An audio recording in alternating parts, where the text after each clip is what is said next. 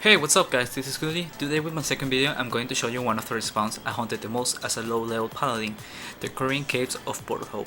Since I'm an old player that hasn't played in a long time, I didn't know about these monsters, and I found out about them by reading a guide for hunting places for a night. And as a side note, the guy that did it mentioned that it was also good for paladins, so I decided to try it out. There's many caves connected to each other, some really big and others smaller with 3 floors on each of them. The one I liked the most was on the first floor of the biggest cave. To get here, all you had to do is walk southeast from Port Hope, but I recommend always getting inside the cave through this hole because it's a lot easier to start from this point since there's only one skirmisher and 2 charlatans. You should focus on the charlatans first to avoid getting blocked, and then just kill the skirmisher after. Once you're done, you should head to the northeast and start luring the monster backwards. Here you're going to find a bunch of skirmishers and vanguards. Whenever you run into more than 2 at the same time, always focus the skirmisher first, since they're a bit weaker and are faster than the vanguards.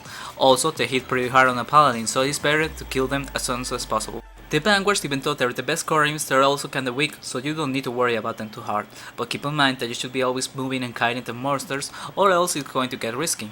Once you're done clearing this big room, this becomes your main area of hunting. From now on, you're going to lure the monster from the west and the east side back to the big room and just kite them around the place. You don't need to go further into the cave if you have this spawn for yourself, then you are less likely to run out of Coryms. I wanna point out that even though I'm using enchanted spears on this video, it's because I came here after I decided to start recording my hunting places. But for this spawn, I started at around level 30 with royal spears and spent most of my way to 45 in here. For supplies, you should be bringing about 25 royal spears and a few mana and health potions for safety. I didn't use much ethereal spears or divine missiles to minimize my waste, but it's up to you. If you're looking for more experience, then using spells will make it better. The XP in here is about 75k per hour on yellow stamina, but the profit is great.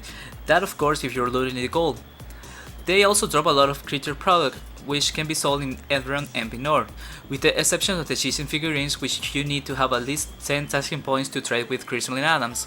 The items they dropped are a bit more tricky because you gotta sell them in Benor outside of the city. Because of this, a lot of people are lazy to go and sell items which can be profitable in a new server. For example, what I did was to put buy offers for the Ratanas at 400 GP and then resell them at 500 on the NPC. You'd be surprised at how many Ratanas I bought in total during those levels. The best thing about this spawn is the fact that it's so close to the city. As a low level paladin, you need to find places that are close by so you are able to resupply on spears once they're in, which is why I hunted here so much. So that's it for today. I hope you find the video helpful and see you next time.